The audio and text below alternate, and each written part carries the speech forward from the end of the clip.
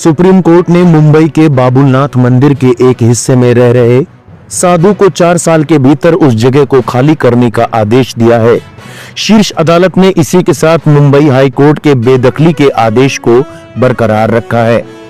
उच्चतम न्यायालय द्वारा किसी स्थान या परिसर को खाली करने के लिए इतनी लंबी अवधि देना दुर्लभ है, लेकिन सांसारिक जीवन का त्याग कर धार्मिक और अध्यात्म के रास्ते पर अग्रसर 75 वर्षीय साधु की उम्र को देखते हुए शीर्ष अदालत ने यह निर्णय लिया।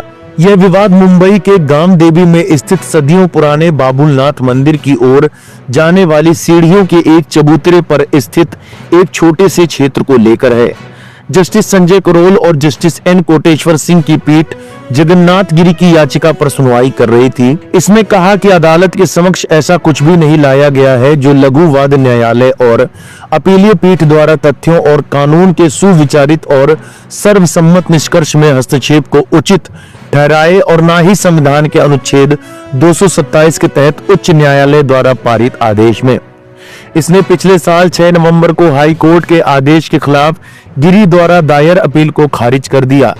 कोर्ट ने यह आदेश इस तथ्य के बावजूद दिया कि मंदिर के उस हिस्से पर लगभग 1968 से लगातार कब्जा है और किराया भी चुकाया जा रहा है, लेकिन उसने इस बात पर भी गौर किया कि याचिकाकर्ता अपने जीवन के अंतिम पड़ाव पर है और धार्मिक एवं आध्यात्मिक जीवन व्यतीत कर रहा है। पीठ ने कहा कि हम याचिकाकर्ता को मंदिर के उक्त परिसर का कब्जा प्रतिवादी वादी मंदिर ट्रस्ट को सौंपने के लिए 4 साल की अवधि देने के इच्छुक हैं, ताकि याचिकाकर्ता वैकल्पिक आवास तलाश सके। सुप्रीम कोर्ट ने कहा कि जब तक साधु मंदिर परिसर में रहेंगे, वहां शांतिपूर्वक रहेंगे और मंदिर परिसर के विकास में किसी प्रकार की बाधा उत्पन्न नहीं करेंगे।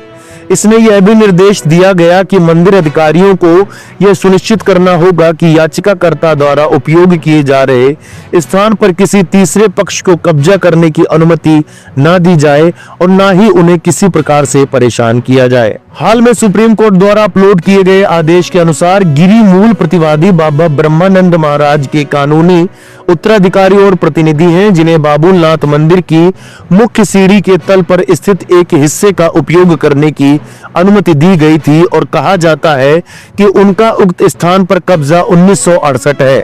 यह परिसर 1927 में बाबा रामगिरी महाराज को किराए पर दिया गया था।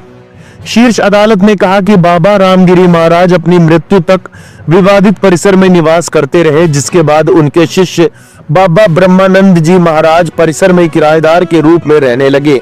विवाद तब शुरू हुआ जब मंदिर के न्यासियों ने मुंबई की लघु न्यायालय में उन्हें बेदखल करने का अनुरोध करते हुए एक मुकदमा दायर किया। न्यायालय ने 18 अक्टूबर 1996 को मुकदमे का फैसला सुनाया और ब्रह्मानंद जी महाराज को वादी को विवादित परिसर का कब्जा सौंपने का निर्देश दिया। पीड़ित प्रतिवादी लघुवाद न्यायालय की अपीलीय पीठ के समक्ष उपस्थित हुआ, जिसने 22 जून 2001 को उसकी अपील खारिज कर दी।